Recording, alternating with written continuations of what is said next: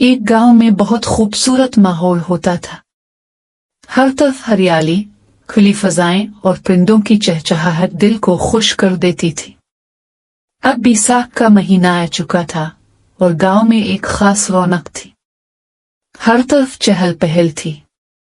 गंदम के सुनहरे खेत हवा के साथ लहरा रहे थे, जैसे सोने की लहरें चल रही हों।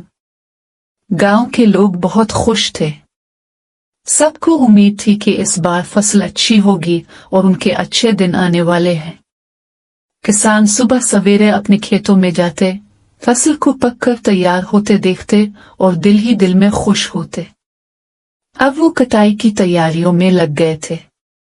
वो दरंतियां तेज करवाने के लिए लोहार के पास जाते, उन्हें ठीक करवाते और वापस आ जाते। सबके चेहरों पर मुस्कुराहट थी और आंखों में उम्मीद। मगर एक दिन जब वो सुबह उठे तो मौसम अचानक बदल चुका था। तेज हवा चल रही थी और आसमान पर गहरे सियाह बादल छा गए थे। कुछ ही देर में आंधी और बारिश शुरू हो गई।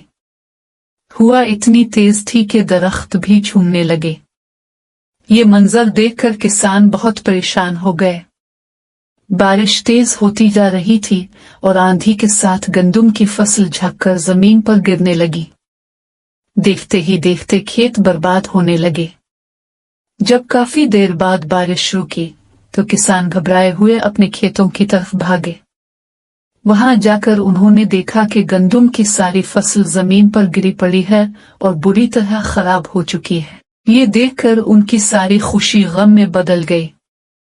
उनके चेहरों की मुस्कुराहट खत्म हो गई और आंखों में फिक्र आ गई। वो एक दूसरे की तरफ देखकर कहने लगे, अब हम क्या करें?